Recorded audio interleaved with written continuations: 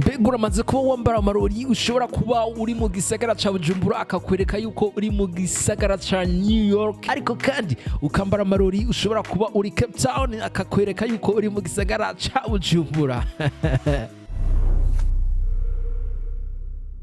Ico kikubereye igishasha nico ciki uruganda rwa Sumsung rugiye kuzana muri XR yabo igiye gusohoka muri uno mwaka. Iki akaba ari igikoresho uzokwambara nk'amarori maze kigahita kikwereka ibintu bigiye bitandukanye zero n'ivyo wewe ushaka, ariko kandi tutibagiye yuko ushobora kuyikoresha mu gukina game canke ikaba nka telefone canke ikaba nk'imashini yawe. Ibitoye dusanzwe tumenyereye mu nganda za Meta mu rukurikirane rwabo rwa Meta Quest, ariko kandi tukamenyera mu ruganda rwa Apple muri Apple Vision Pro yabo basohoye mu mwaka wa 2024. Ni mu gihe uruganda rwa Sumsung nabwo baciye bahaguruka barava hasi baravuga ati twebwe kubera iki dusora igikoresho kimeze nk'icyo mwebwe mufise. Ni muri ico gihe rero baciye bahaguruka baravuga bati reka dusohore ico bita Galaxy XR. Mbe Galaxy XR niki? Galaxy XR ikora gute? Mbe Galaxy XR ifise ibihe vyiza bitandukanye n'izindi Meta Quest n'izindi nizo Vision Pro. Ni mu gihe iyi Galaxy XR kuva mu ruganda rwa Sumsung ifise ubushobozi bwo gushobora gukora ibintu byose ordinateur ishobora gukora, ariko igitangaje nuko ivyo byose ubikora uyambaye. Igitangaje ivyo ugashobora kubikora uriko ukoresha amaso yawe, amaboko yawe, umutwe wawe, ivyimviro vyawe uyibwira, ariko kandi ushobora no gukorako ukoresheje akanwa kawe.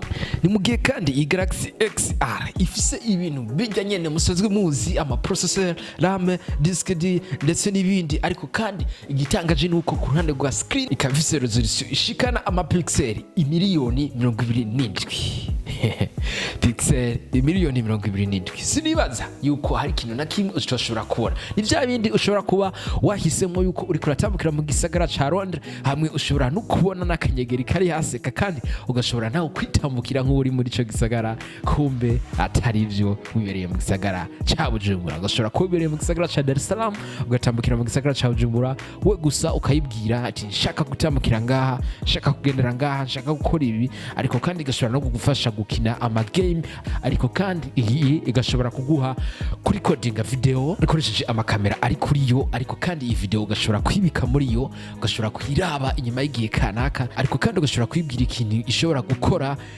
byose. Akaba hariho amakamera canke amakapiteri ari kuri yo akorana n'amaso yawe, akorana n'ivyimviro vyawe, akorana n'umutwe wawe, akorana n'amaboko yawe, kandi agakorana n'amaguru yawe. Ivyo vyose kumwe na Galaxy XR, igikoresho gishashe kuva mu ruganda rwa Sumsung, gikoresho wambara nk'amarori, ndetse ico gikoresho kikaba kirimo imashini nyabwonko muri cyo ushobora gukoresha ivyo vyose ukoresha kuri ordinateur yawe, ivyo byose ukoresha kuri telefone yawe, ariko kandi ukabikoresha mu buryo bwiyaguye gose, mu buryo ububona kuri wenyene, ariko kandi iki gikoresho kandi gashobora kuguha ubushobozi bwo kuva ngaho ukimukira ahandi wibereye hahandi nyene, kandi iki gikoresho gashobora gutuma wewe ubona igihome cyose nka screen imwe, kandi ugashobora kubona ikintu mu buryo bwiyaguye. Abantu mukunda football, abantu mukunda kuraba inkino, kandi kigashobora kukwereka ikibuga nka cyose nk'ukumenga n'iki wawe. Ni mu gihe kandi mwari kumwe na IgaNews, sinzi icyo ushobora kuvuga, sinzi nk'intererano,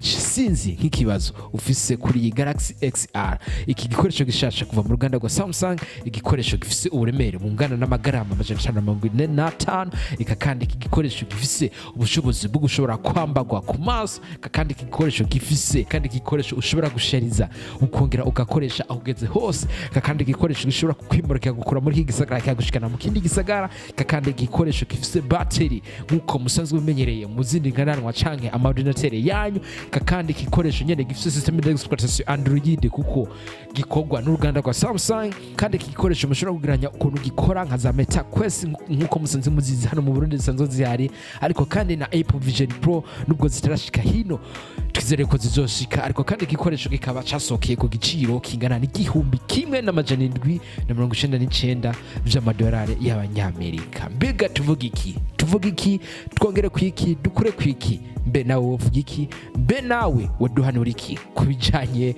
ni Galaxy XR?